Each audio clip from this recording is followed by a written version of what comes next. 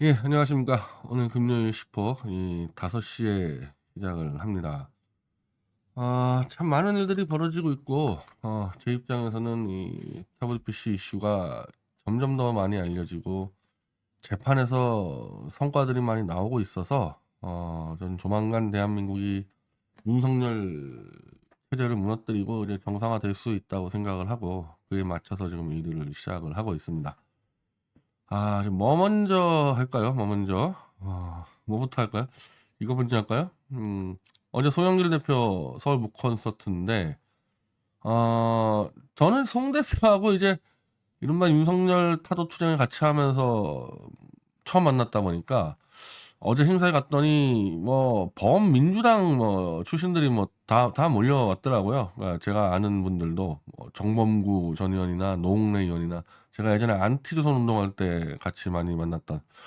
그러고 보면은 제가 안티조선 운동할 때는 범민주당 사람들과 많이 만났는데 소영길 의원하고만 사실 이번에 처음 만난 거예요. 뭐 예를 들면은 저는 우상호라든지 임종석이라든지 뭐 오영식이라든지 뭐 한두 번씩은 서로 만났던 관계인데 586 정치인 치고 지금 처음 만난 게 송영길 대표 한 명인데, 함세웅 신부가 어제 나와서 이 송영길은 정말 학구파 정치인인데 이 소영길을 싫어하는 이 586들은 주로 건달들, 술 먹고 으쌰으쌰하고 패거리나 지어다니는 건달들이 싫어한다, 이렇게 얘기를 하는데, 저도 소영길 대표가 누군지 잘 모르고 보수 쪽도 586 전대협 운동권 하면은 무조건 저 때려잡아야 될 사람을 임종석 우상으로 규정하기 때문에 소영길 대표는 약간 비껴져 있어요. 그게 사실 나중에 소영길 대표한테 정치적인 큰 자산인데, 한마디로 보수에서 소영길 대표에 대한 큰 적개심은 없다. 다만 송트남, 오직 소영길에 대한 이 보수가 좀 알고 있는 이미지는 송트남 하나.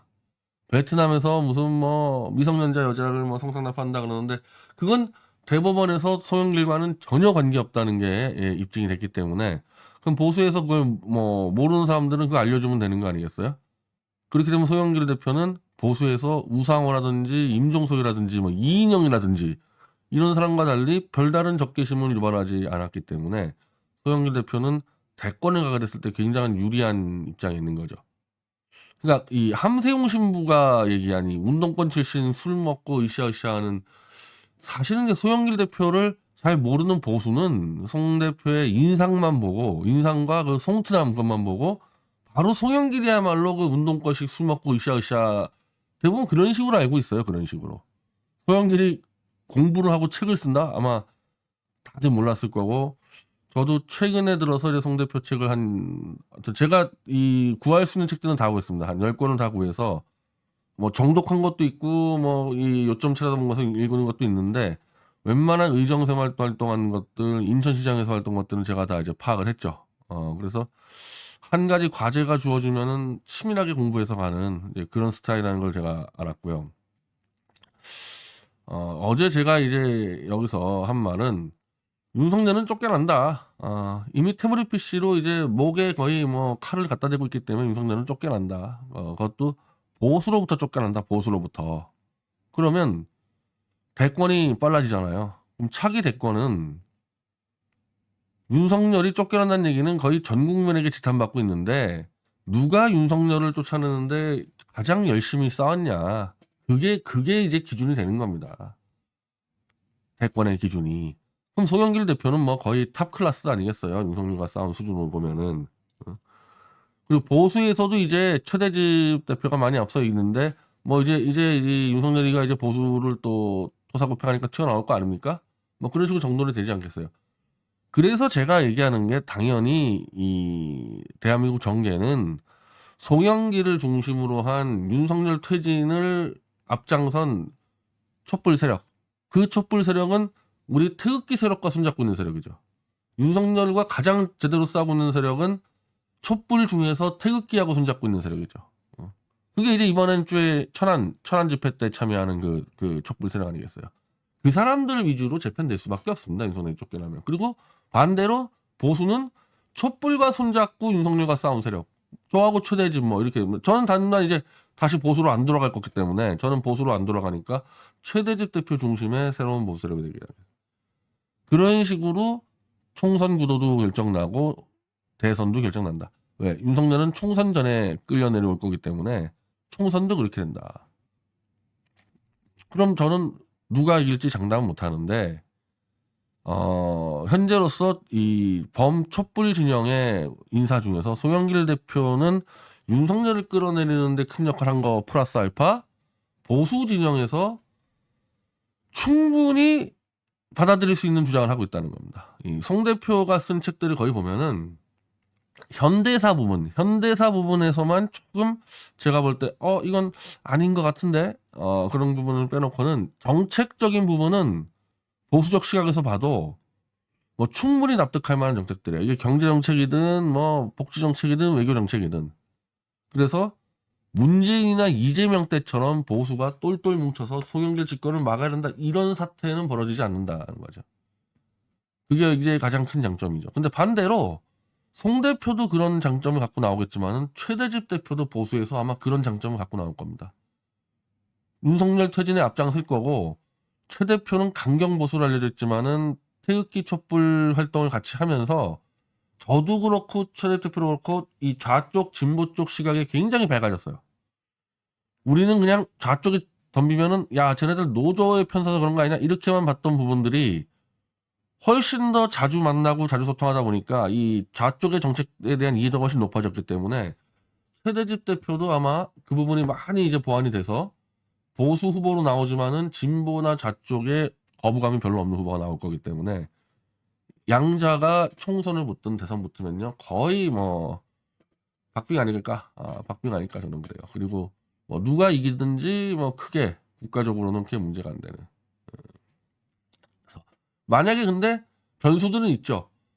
이 최대집 대표의 최대 변수는 보수가 너무 많이 변절을 해서 이 사람들을 다시 돌려서 가는 데 있어서 시간이 부족한 부분들 이걸 만약에 못 해내면 최 대표는 이번 텀에서는 승부 걸기가 어려운 거고 송영길 대표는 저는 솔직히 말씀드려서 쫄보 이재명이 가로막고 있기 때문에 그거를 돌파 못하면 송 대표도 기회가 없는 거죠. 그러니까 나는 분명히 경고하지만은 이재명 빠들은 다 나가라 그랬죠 내 채널에서. 저는 이재명이나 윤석열이나 둘 다 퇴출시켜야 되는 쓰레기들로 봅니다. 쓰레기들로. 지난 대선이 왜 엉망진창이었냐? 역대 대선 후보 중 양 진영의 최악의 인간들 나서 최악의 인간들이 양 진영에 그 최악의 인간들을 내서 이쪽도 윤석열 막으려고 나왔고 이쪽도 이재명 막으려고 나왔습니다. 특히 보수가 더 강했지. 윤석열이 이재명 이긴 이유는 간단합니다. 촛불이 윤석열 막으려는 그 의지보다 범보수가 이재명 같은 인간은 안 된다고 뭉친 게 더 셌어요. 그게 더 센 겁니다. 그리고 저는 보수가 이재명에 대한 징후와 혐오하는 거는 너무나 당연하다고 봐요. 이재명이 말하는 수준을 보라고. 보수가 저 인간을 혐오하지 않을 수가 없어. 정책 수준은 개판이지 외교 한번 나왔다면은 저거 운동꼬리 닦는 수준이지 지 가족들 연관된 발언만 나왔다면 완전히 폐륜이지. 보수 보고 이재명을 좋아하라는 얘기하는 건 그건 정신 나간 인간이야. 이재명 자체가 바뀌고 자기의 과거를 반성하고 다가서야 되는 거지. 나 같은 보수, 나같이 이제 좌와 진보를 거의 이해하는 보수도 이재명 하면 학을 띠는데 저 오른쪽에 있는 보수들이 무슨 수로 이재명에 대한 증오심을 막냐 이거야. 그리고 그에 대한 이재명은 반성과 변화가 아무것도 없어요. 아무것도 없어. 만약에 송영길 대표로 개편이 안 되고 이재명이 그냥 나온다 그러면 내가 장담하는데 최대집 정도면은 이재명은 7대3으로 깨버립니다. 아주 가뿐하게 깨버릴 거예요. 왜냐하면 최 대표는 호남 출신이라는 또 엄청난 장점을 갖고 있어요. 호남 출신이라는 거. 호남에서 붙어도 이재명 이겨. 최대집이. 엄밀히 말하면 보수에서 강경 보수가 호남 출신이었던 지금 전례가 없었기 때문에 만약에 진보에서 대권을 사용한다 했으면요. 최대집을 막을 사람은 현재로서 송영길밖에 없는 거예요. 이재명 이건 게임도 안 돼. 나중에 보세요. 어떤 일 벌어지는지. 그리고 아까 말한 대로 어떻게 보면은 최대집 대표가 불리할 수도 있고 유리할 수도 있는데 하나 유리한 건 뭐냐면 보수는 분열이 없다는 거거든. 그냥 순식간에 윤석열이가 이제 더 이상 박근혜 못 챙겨주고 최대집밖에 없다고 판단되는 순간에 보수는 그냥 마치 그냥 이 호루라기나 확 불면은 막 모여드는 그 돌고래 때처럼 그냥 확 모여들어, 확 그냥 순식간에 재편돼 버리거든요. 근데 이쪽 진보는 막 당파 개파 막 섞여 있어가지고 총선 시간도 없는데 재빠르게 소형길 대표 체제로 개편될 수 있겠냐.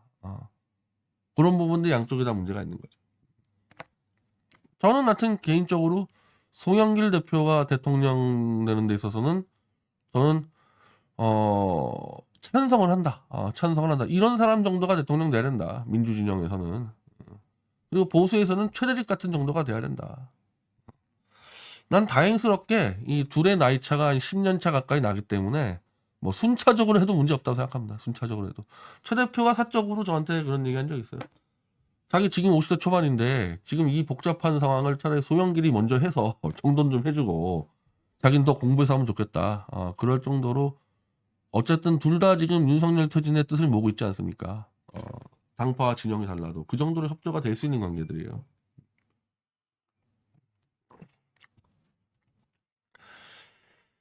이준석 이제 이준석이 매불쇼 나가서 정체가 드러나면서 이제 이준석 이놈 봐라 이거 윤석열 밑으로 다시 들어가네 그런 이제 이 여론이 많이 나왔죠. 그래서 오늘은 또 이제 이준석이 잔머리 써서 또 김종인 부르고 금태섭 불러서 마치 신당할 것처럼 또 사기극을 치고 있는데 내가 구조적으로 이준석은 대구 신당은 안 돼요. 구조적으로 만약에 신당을 차린다 이준석이 그러면 그거는 친윤석열 신당으로서 또 후보단이나 어쩌고저쩌고 붙게 돼 있지 자신의 활동 거점을 대구로 찍은 이상 절대 반윤석열 노선에서 투쟁은 안 되는 겁니다.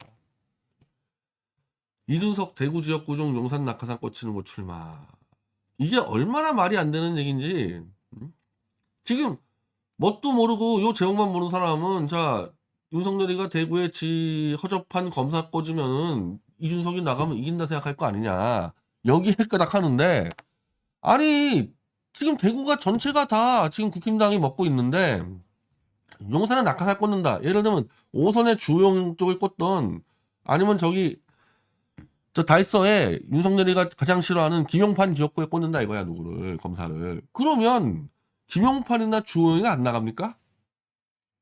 주용이 5선인데 김용판은 초선이지만은 사실상 거의 3선급 왜 윤석열과 맞붙어 있기 때문에 그 정도의 지금 무게가 있는 정치인인데 김용판을 봅시다. 김용판 쪽에 꽂았다 이거야 검사를. 그럼 김용판은 100% 무소속으로 나가.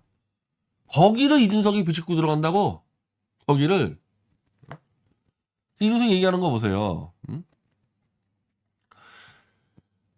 국힘의 공천을 예측할 때 PK, TK 지역의 물갈이도가 높을 거라 얘기하는데 그런 상황 속에서 저는 지금의 현역들이 경쟁의 대상이나 투쟁의 대상으로 보이지 않는다. 대구는 누군가 꽂힐 것이다. 검사나 용산의 행정관 그 사람 중 의미 있는 심판의 대상이 있으면 붙을 거. 이게 지금 문장이 말이 안 된다는 얘기야. 물갈이를 했다 이거야 윤석열이가. 그럼 물갈이 당한 김용판이든 주호영이든 뭐 심지어 뭐 박대출이든 이 사람들이 안 나가냐고. 이 사람들이 나가는데 이준석 네가 거기 어떻게 들어가냐. 거기 들어가서 경쟁력이 있겠냐?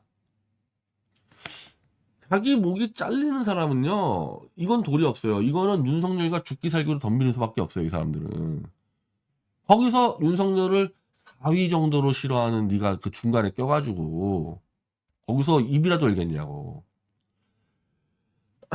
지금 이 촛불이나 이런 데서 이준석을 띄워준 이유는 윤석열과 잘 싸운다고 생각해서 띄워줬는데 실제로 이준석은 싸울 생각이 없이 뒤에서 뒤를 치고 있다. 그래서 지금 이 배신감에 떠는 사람들이 많은데 대구를 출마한다는 말이 나온 순간에 이준석은 윤석열과 안 싸운다는 얘기라는 거잖아요. 제 말은. 여기서 윤석열 정권 교체를 하겠다고 윤석열을 퇴진시키겠다고 대구에서 이준석이 신당 만들 수 있습니까? 대구가 80%가 윤석열 지지했는데 박근혜도 지금 나가 떨어져 있는데 윤석열 퇴진시키겠다고 얘기를 할 수 있는 거는요. 윤석열의 태블릿 조작 범죄를 완벽하게 밝혀서 저 같은 사람이 같이 들어가가지고 해줘야 되는 거예요.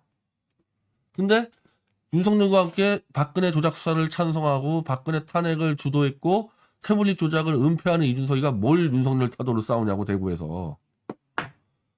그러면 윤석열 정도를 타도한다는 주장을 이준석 수준에서 한다 했을 때 이준석이 당선 가능성이 제일 높은 데가 어디겠습니까? 대구겠어요? 어디겠어요? 광주하고 목포야. 똑같이 변희재가 출마한다. 어디가 당선 가능성 제일 높겠습니까? 광주하고 목포예요. 당연히 제가 출마한다 해도. 왜? 윤석열을 싫어하는 사람들이 전국에서 제일 많은 데를 나가야 될 거 아니야. 한 90%가 저는 목포 이번 다음 주도 가는데 소영길 대표 목포 콘서트에 참여하려고 다음 주도 목포 또 가는데 목포 사람 만나면요 그냥 열이면 열 다 윤석열 때문에 죽으려는 사람들이야. 광주도 마찬가지고. 그러면은 그런 데를 가야지. 설사 민주당 후보가 나오더라도 야 민주당의 호남 출신 중에서 윤석열하고 싸운 놈 하나도 없네? 제가 민주당 공천 안 받고 무소속으로 나가더라도 목포나 강주에 몇몇 좀 이렇게 커뮤니티만 좀 밀어주면 야 목포나 광주에서 이번에 변인재 올려가지고 윤석열 그냥 끝장내자 이렇게 돼야지만 당선 가능성이 있단 말이에요. 나같이 탄핵을 반대했어도 내가 지금 대구 출마 들어간다? 내가 대구 출마 들어간다? 내가 윤석열 타도하러 간다? 글쎄 물론 대구에서도 뭐 30% 40%는 윤석열을 혐오하지만은 그 사람들 표를 100% 모아내지 못하면은 대구의 아직까지 분위기는 윤석열 정권을 싫어한다 해서 끝장내겠다 끌어내리겠다까지 가지는 않고 있어요. 대구 여론이. 그럼 이준석은 거기서 뭘 어떤 깃발을 들 거냐는 말입니다. 그래서 이준석이가 제일 무서워하는 거는 노원병 출마였거든요. 노원병 나갔다가 한 번만 더 떨어지면은 4연속 낙선이니까 정계 은퇴이기 때문에 무조건 대구로 넘어와야 되는데 대구로 그냥 넘어온다 그러면 이게 뭐냐 도대체 하니까 신당 창당을 핑계대고 대구에 들어와서 실제로는 신당 창당을 하지 않고 윤석열과 딜 쳐가지고 대구로 들어와서 바로 현역 의원들을 숙청하는 앞잡이를 할 거라는 게 내 예상이에요. 이제 와서 이준석이 현역 의원들이 경쟁이나 투쟁 대상으로 보이지 않는다 그랬는데 야 이 얘기 지금 한 달 전에 너 뭐라 그랬냐 대구 들어가서 너 한 달 전에 대구 가가지고 대구에 12명 국회의원은 막 12마리의 고양이라 그랬잖아. 어떻게 이렇게 말이 바뀌냐? 지금 윤석열이 이준석한테 기대하는 건 뭐냐? 12마리의 고양이를 숙청해 주는 거지 이준석이가. 이준석이가 3번 출마해서 3번 떨어졌지만 아직까지 30대니까 이 대구의 중진들을 쳤을 때 모양은 그런 대로 나오잖아요. 그런 대로 나오잖아요. 저는 그런 구도로 갈 거라고 보고 그렇게 되면 숙청당하는 이제 이 영남권의 이 중진 의원들 주로 대구에 아까 말한 김용판, 주호영 그리고 진주의 박대출, 창원의 김영선, 뭐 거창의 김태호, 윤석열과 맞서 싸울 수밖에 없어요. 이게 맞서 싸우는데 만약에 이 사람들이 이것까지 든다. 근데 그때 되면요 이미 태블릿 PC는 폭파되는 상태예요. 지금 상태가 아니라 완전히 폭파되는 상태예요. 그러면 이걸로 붙게 돼버리면은 총선 가기도 전에 윤석열이하고 이준석이는 그냥 아웃되는 거지. 이준석이는 뭐 이제 눈에 보이지도 않을 거고 이게 그냥 폭파되고 있는데 영남권의 그 중진 의원들이 태블릿 PC를 드는 순간에 윤석열은 그냥 감옥 가는 거죠. 감옥 가는 거. 그래서 제가 총선 전에 윤석열은 아웃된다는 게 그 얘기입니다.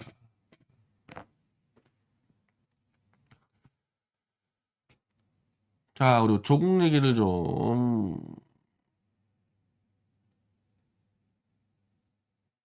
조국 얘기 하기 전에 오늘 그 미디어치 재판 어디지? 아니 이거 말고 우리 기사가 있어야 되겠죠. 이거 지금 오케이